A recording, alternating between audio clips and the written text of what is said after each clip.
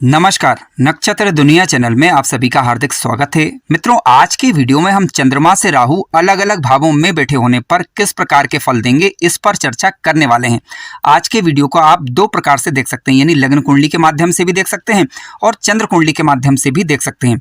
यदि आप लग्न कुंडली के माध्यम से देख रहे हैं तो ये देखिए कि चंद्रमा किस भाव में बैठे हुए हैं, वहां से राहु अलग अलग भावों में बैठे होने पर किस प्रकार के फल देंगे, इसे समझेंगे।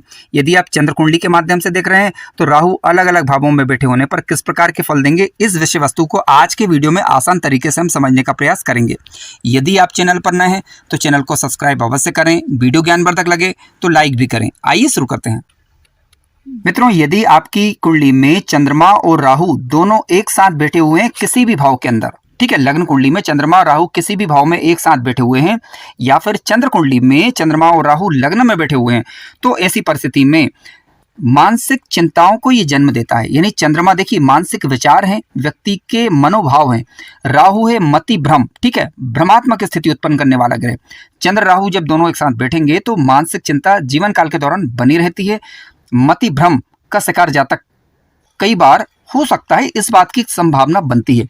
विचार शक्ति में नकारात्मकता घूम सकती है, इस बात की संभावनाएं बनती हैं, चाहे किसी भी भाव के अंदर चंद्रमा और राहु की युति बन रही हो। ठीक है, अब चंद्रमा और राहु जब एक साथ बैठेंगे, अब यदि ये पंचम भाव से संबंध बना लें, यानी आपकी कुंडली के लग्न कुंडली की मैं बात कर रहा हूं, लग्न कुंडली में यदि ये पंचम भाव में चंद्रमा राहु एक साथ बैठ जाएं या लग्न में बैठ जाएं, तो ऐसी परिस्थिति में ये कहीं ना कहीं शिक्षा को भी प्रभावित करते हैं। ठीक है, इसके अलावा सूझबूझ में कमी से जातक जूझ सकता है, जातक आलसी किस्म का हो सकता है। हालांकि जातक का बाल्यपन सुखी रहता है, लेकिन कुल मिलाकर यदि देखा जाए तो चंद्रमा और राहु एक साथ बैठेंगे तो कहीं ना कहीं मानसिक उलझन की ओर संकेत करते हैं। यानी कई बार व्यक्ति समझ ही नहीं पाएगा कि सच क्या है, यानी सच और झूठ के आंकड़े में फंसा रहेगा। बशर्ते कि यदि मान लीजिए कि राहु ग्रह अत्यंत कमजोर हो जाए, चंद्रमा और राहु के बीच अंशात्मक रूप से दूरियां हो जाएं और किसी शुभग्रह के प्रभाव में ये युति आ जाए, तो ऐसी परिस्थिति में नकारात्मक प्रभाव में कमी देखने को मिलती है। तो इस बात का हमें ध्यान रखना चाहिए। यदि चंद्र कुंडली में तो देखिए यदि ये युति लग्न में बनती है तब भी कहीं ना कहीं दिक्कत पैदा करती है। हालांकि किसी भी भाव में इस युति को ठीक नहीं कहा जा सकता, लेकिन लग्न व्यक्ति का मस्तिष्क है, यदि यहाँ पर बनती है तो भ्रमात्मक स्थिति उत्पन्न होना। पंचम भाव की बात करें तो जातक का पंचम भाव है विवेक, शिक्षा का भाव है, तो कहीं ना कहीं इस युति के प्रभाव से शिक्षा भी प्रभावित होती है और ज्ञान भी प्रभावित होता है। ठीक है, मानसिक विचारों में उलझन तो बनी ही रह सकती है। ऐसी परिस्थिति में आप ये देखिए कि राहु जो इस युति को कहीं ना कहीं, यानी इस युति के कारण जो विचारों को प्रभावित कर रहा है, तो राहु से संबंधित वस्तुओं का दान किया जाए और चंद्रमा के प्रभाव को शुभ तरीके से बढ़ाया जाए, तो ऐसी स्थिति में काफी हद तक बुरे प्रभावों से बचा जा सकता है। आइए अब बात करते हैं कि चंद्रमा से राहु यदि दूसरे भाव में बैठे हों तो किस प्रकार के फल हो सकते हैं। मित्रों, यदि आपकी कुंडली में चंद्रमा से राहु दूसरे घर में बैठे हुए हों, यानी लग्न कुंडली में चंद्रमा जिस भी भाव में बैठे हुए हों वहां से राहु दूसरे हों। यदि आप चंद्र कुंडली के माध्यम से वीडियो को देख रहे हैं तो चंद्रमा से राहु दूसरे, यानी कुंडली के दूसरे भाव में राहु बैठे हुए हों, तो ऐसी परिस्थिति में जातक धनी हो सकता है। ठीक है, धनवान होगा हालांकि, लेकिन जल्दबाजी करने वाला। खान पान पर ऐसे जातकों को ध्यान रखना चाहिए। आकस्मिक रूप से धन लाभ भी कराते हैं ऐसे राहु, यदि ये कुंडली में कारक ग्रह बन जाएं, और आकस्मिक घटनाओं को जन्म भी दे सकते हैं यदि ये नीच राशि, शत्रु राशि के या अकारक ग्रह बनकर बैठ जाएं। हालांकि ऐसे जातक शत्रुओं पर विजय प्राप्त कर पाते हैं। जातक लंपट किस्म का हो सकता है, इस बात की भी एक संभावना बनती है। हालांकि संपूर्ण स्थिति को जानना आवश्यक है। आपको लग्न कुंडली में धन भाव में जो राशि का अंक लिखा है उसके स्वामी ग्रह की स्थिति पर विचार अवश्य करना है और धनेश कहाँ बैठे हुए हैं ये भी देखना है। लग्न कुंडली के हिसाब से धन भाव पर पड़ने वाले अन्य ग्रहों का प्रभाव भी देखना है। यदि आप चंद्र कुंडली के माध्यम से वीडियो देख रहे हैं तो आपको लग्न कुंडली पर भी ध्यान देना है। लग्न कुंडली में धनेश कहाँ बैठा हुआ है, धन भाव पर अन्य ग्रहों का प्रभाव क्या है, इन बातों को ध्यान में रखने के पश्चात ही हम ये तय कर पाएंगे कि राहु के वास्तविक रिजल्ट क्या होंगे। हालांकि राहु यहाँ पर बैठकर जल्दबाजी करवाता है, इस बात की संभावना से इनकार नहीं किया जा सकता और आकस्मिकता का कारण भी बनता है। आइए बात करते हैं कि चंद्रमा से राहु यदि तीसरे हों तो किस प्रकार के फल हो सकते हैं। मित्रों, चंद्रमा से राहु यदि तीसरे भाव में हो, यानी आपकी कुंडली में चंद्रमा जिस भी भाव में बैठे हुए हों, लग्न कुंडली की हम बात कर रहे हैं, वहां से राहु यदि तीसरे घर में बैठे हों या फिर चंद्र कुंडली में राहु तीसरे घर में बैठे हों, तो ऐसी परिस्थिति में जातक धनी होगा, भाग्य का लाभ ऐसे जातकों को मिल पाता है। पराक्रमी होगा, मेहनत करने वाला होगा, हालांकि शॉर्टकट रास्ते अपना सकता है, इस बात की संभावना बनती है। बुद्धिमान होगा, यशस्वी होगा, ठीक है, अपनी मेहनत के दम पर भाग्य का निर्माण करेगा और साथ साथ अपनी इच्छाओं को पूरा करने वाला होगा। परंतु ध्यान रखें कि लग्न कुंडली में तीसरे भाव में जो राशि का अंक लिखा है उसके स्वामी ग्रह की स्थिति को नहीं नकारा जा सकता। यानी आपकी लग्न कुंडली में भी पराक्रम भाव का स्वामी मजबूत हो और स्वक्षेत्री मित्र क्षेत्री होकर बैठा हुआ होना चाहिए। यानी कहने का तात्पर्य है कि लग्न कुंडली में पराक्रम भाव मजबूत हो और पराक्रम भाव के स्वामी की स्थिति शुभ हो और कुंडली में राहु कारक ग्रह होना चाहिए, तभी जाकर अच्छे फल इस राहु से मिलने की हम उम्मीद कर सकते हैं। मित्रों, यदि आपकी कुंडली में चंद्रमा से राहु चतुर्थ भाव में बैठे हुए हों, यानी आपकी लग्न कुंडली में चंद्रमा जिस भी भाव में हो वहां से राहु चतुर्थ हो, या फिर चंद्र कुंडली में चतुर्थ भाव में राहु बैठे हुए हों, तो ये स्थिति सामान्यतः ठीक नहीं कही जा सकती। जातक दुखी रह सकता है, यानी कोई ना कोई आर्थिक समस्या या गृह कलेश से संबंधित समस्याएं बनी रह सकती हैं, आकस्मिक घटनाएं घटित हों, इस बात की भी एक हद तक संभावना बनती है और खर्चे बड़े चढ़े रह सकते हैं ऐसे जातकों के, ठीक है। यानी कुल मिलाकर कहने का तात्पर्य राहु का चतुर्थ भाव में होना या चंद्रमा से राहु का चतुर्थ होना किसी भी परिस्थिति में सामान्यतः ठीक नहीं कहा जा सकता। लेकिन आप लग्न कुंडली में चतुर्थ भाव में राशि का जो अंक लिखा है उसके स्वामी ग्रह की स्थिति को चेक करें। चतुर्थ भाव पर पड़ने वाले अन्य शुभ ग्रहों का प्रभाव अवश्य देखें, क्योंकि लग्न कुंडली और चंद्र कुंडली दोनों को देखने के बाद ही ये सटीक तौर पर कहा जा सकता है कि ये राहु किस हद तक चतुर्थ भाव को प्रभावित कर पाएंगे। क्योंकि हो सकता है कि चंद्र कुंडली में राहु जो है चतुर्थ भाव में आ रहे हों, लेकिन राहु लग्न कुंडली में किसी अन्य भाव में जा रहे हों, तो इस बात का ध्यान भी हमें रखना होगा। मित्रों, चंद्रमा से राहु यदि 5वें घर में हो, यानी जहां पर चंद्रमा है वहां से राहु पंचम भाव में हो, हालांकि समझने के लिए मैंने इस वीडियो में चंद्रमा को लग्न में लिख दिया है, लेकिन हो सकता है कि आपकी लग्न कुंडली में चंद्रमा किसी भी भाव में हो, वहां से राहु 5वें घर में हो, या फिर चंद्र कुंडली में राहु पंचम भाव में हो, तो ऐसी परिस्थिति में ये स्थिति ठीक नहीं कही जा सकती।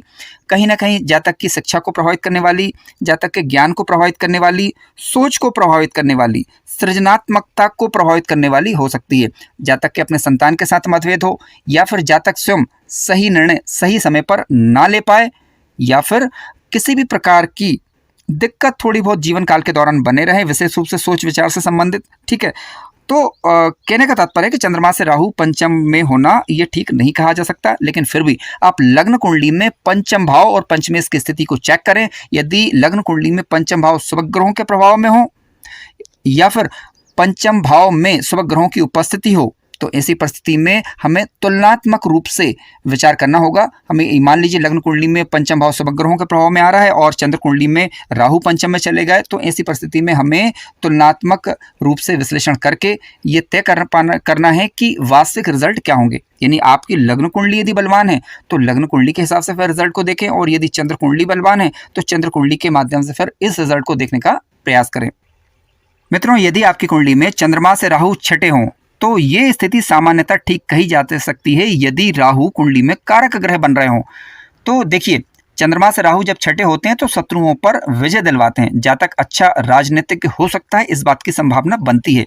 हालांकि व्यर्थ की बात करने वाला भी हो सकता है यदि राहु अकारक हो जाए, या फिर नीच राशि या शत्रु राशि के होकर बैठे हुए हों, यानी व्यर्थ की प्रपंच करने वाला हो सकता है। लेकिन यदि राहु सुबह होकर बैठे हुए हैं तो जातक मधुरभाषी हो सकता है। बात के माध्यम से काम निकालने का गुण जातक के अंदर पाया जाता है। लेकिन मान लीजिए कि राहु अकारक हो जाएं और इसके अलावा नीच राशि या शत्रु राशि के होकर बैठ जाएं, और लग्न कुंडली में कुंडली का छठा भाव प्रभावित हो, छठे भाव का स्वामी कमजोर हो, या फिर नीच का हो या शत्रु क्षेत्री होकर बैठा हुआ हो, और छठा भाव अशुभ ग्रहों के प्रभाव में आ जाए, तो ऐसी परिस्थिति में फिर हम इस राहु से ज़्यादा अच्छे फलों की उम्मीद नहीं कर सकते। कहीं ना कहीं ये मानसिक व्यथा, मानसिक चिंताओं को बताने वाला, बदनामी हो किसी क्षेत्र में, कहीं ना कहीं जातक के मान सम्मान में कमी देखने को मिले, व्यर्थ के लड़ाई झगड़े या फिर तनाव की स्थिति बनी रहे, इस बात की संभावना बनती है। कह सकते हैं कि रोग ऋण शत्रु इनमें से कहीं ना कहीं किसी न किसी चीज़ से जातक परेशान रह सकता है, आर्थिक रूप से परेशान रह सकता है, खर्चे बड़े चढ़े रह सकते हैं, इस बात की संभावना बनती है। हालांकि फिर भी आप अपनी लग्न कुंडली में छठे भाव के स्वामी की स्थिति, छठे भाव पर पड़ने वाले शुभ या अशुभ ग्रहों का प्रभाव अवश्य चेक करें, क्योंकि लग्न कुंडली को अनदेखा नहीं किया जा सकता। मित्रों, यदि आपकी कुंडली में चंद्रमा जिस भी भाव में बैठे हुए हों वहां से राहु 7वें हों, इसके अलावा लग्न कुंडली में सप्तमेश कमजोर हो और सप्तम भाव पर पापक ग्रहों का प्रभाव हो, तो ऐसी परिस्थिति में जातक लंपट किस्म का, लड़ाई झगड़ा करने वाला, वैवाहिक जीवन जातक का सामान्यतः दुखी रह सकता है। इस बात की संभावना बनती है, बशर्ते कि किसी शुभ ग्रह का प्रभाव सप्तम भाव पर ना हो।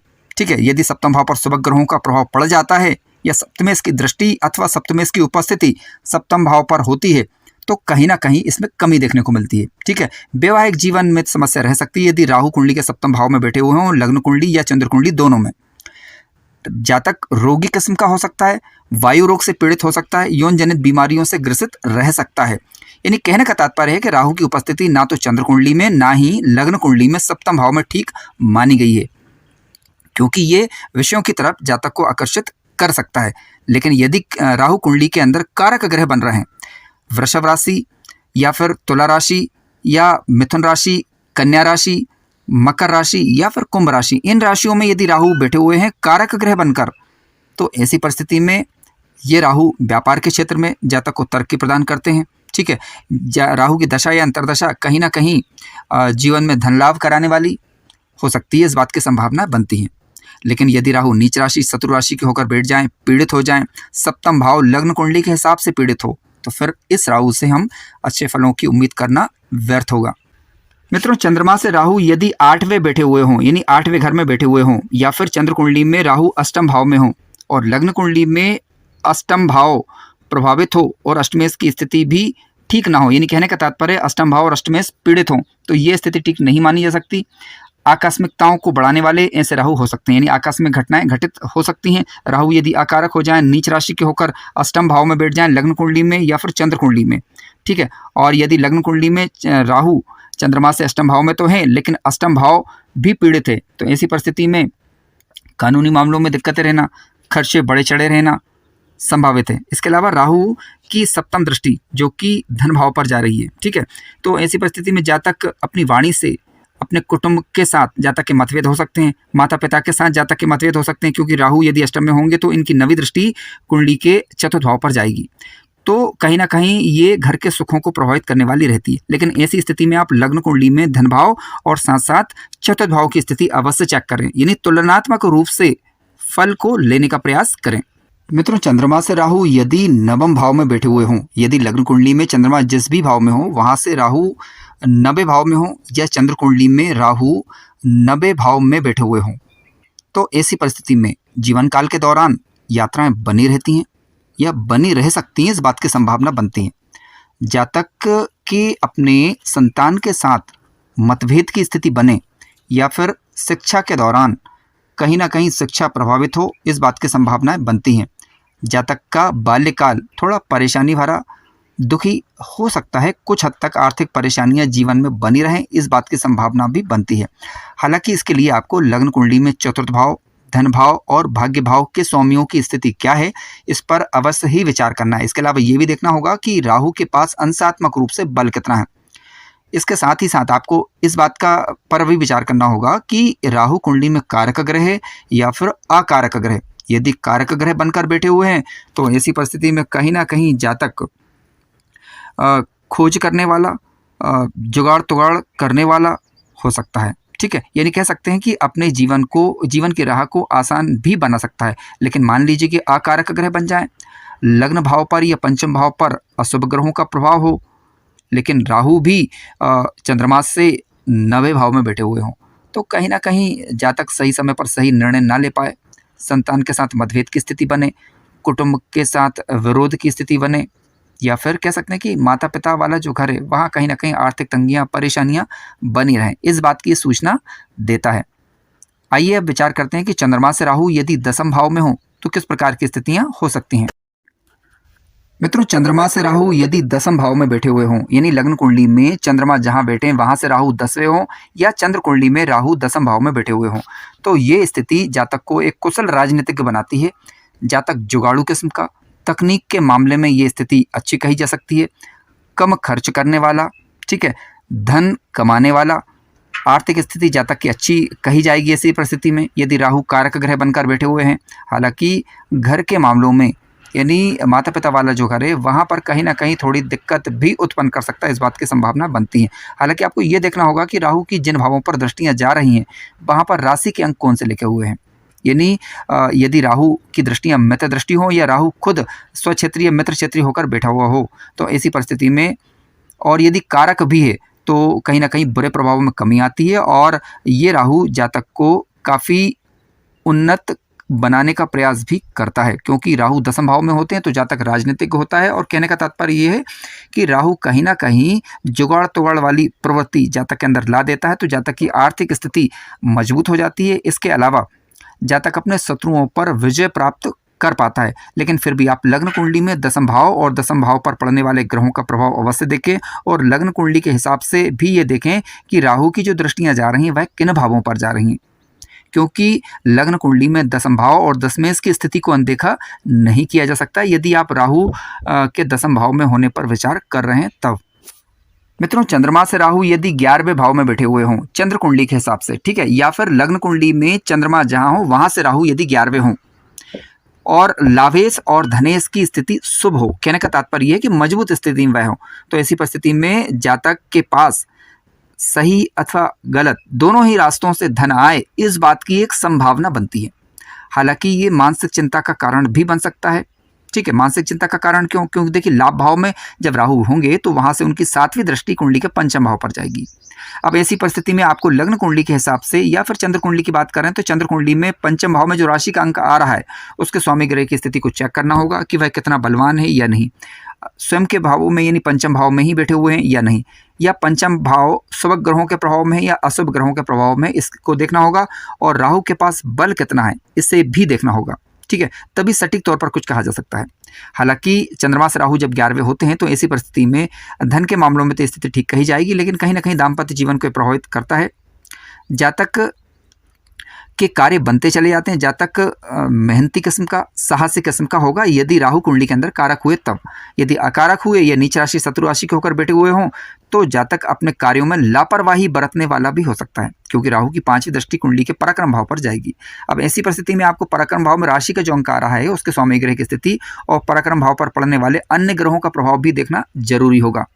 ठीक उसी प्रकार से पंचम भाव पर और ठीक इसी प्रकार से सप्तम भाव में राशि के जो अंक लिखे हुए हैं उनके स्वामी ग्रह की स्थिति और उन भावों पर पड़ने वाले अन्य ग्रहों का प्रभाव भी देखना आवश्यक हो जाता है। मित्रों, चंद्रमा से राहु यदि 12वें भाव में बैठे हुए हों, जहां पर चंद्रमा बैठे हैं वहां से राहु 12वें घर में हो या चंद्र कुंडली में राहु कुंडली के 12वें घर में हो, ठीक है। इसके अलावा लग्न कुंडली के हिसाब से यदि राहु का संबंध 12वें घर से बन रहा हो तो ऐसी परिस्थिति में ये स्थिति सामान्यतः ठीक नहीं कही जा सकती, क्योंकि कुंडली के 12वें भाव की बात करें तो ये खर्च का भाव भी है, ठीक है, कानूनी मामलों का भाव भी है, तो जातक के खर्च बड़े चढ़े रह सकते हैं। यदि किसी कानूनी मामलों में जातक फंस गया है तो ऐसी परिस्थिति में यदि राहु अकारक बने और नीच राशि शत्रु राशि के होकर बैठे तो कहीं ना कहीं उसे दिक्कत परेशानियों का सामना करना पड़ सकता है, इस बात की संभावना बनती है। हालांकि आप लग्न कुंडली के हिसाब से 12वें भाव की स्थिति अवश्य चेक करें और 12वें भाव में पड़ने वाले अन्य ग्रहों का प्रभाव अवश्य ही देखें, क्योंकि केवल चंद्रमा से राहु 12वें हो गए हैं इस आधार पर ये नहीं कहा जा सकता कि जातक को ये परेशानी ही देंगे, क्योंकि मान लीजिए कुंडली में कारक ग्रह हुए और मित्र क्षेत्रीय स्वक्षेत्रीय होकर बैठे हुए हों तो ऐसी स्थिति में कहीं ना कहीं कानूनी मामलों में ये विजय भी दिलवाते हैं, ठीक है। शत्रुओं पर जातक विजय प्राप्त करता है। हालांकि राहु का संबंध कुंडली के अष्टम भाव से बनना ठीक नहीं कहा जा सकता, कहीं ना कहीं ये आकस्मिकताओं को जन्म देता है। यानी कहने का तात्पर्य है कि लग्न कुंडली और चंद्र कुंडली दोनों को आधार मानकर फिर कुंडली के 12th हाउस का अध्ययन किया जाए, तभी जाकर हम सही नतीजे पर पहुंच सकते हैं। मित्रों, कार्यक्रम ज्ञानवर्धक लगा हो तो लाइक जरूर करें, चैनल पर नए हो तो सब्सक्राइब भी करें। धन्यवाद।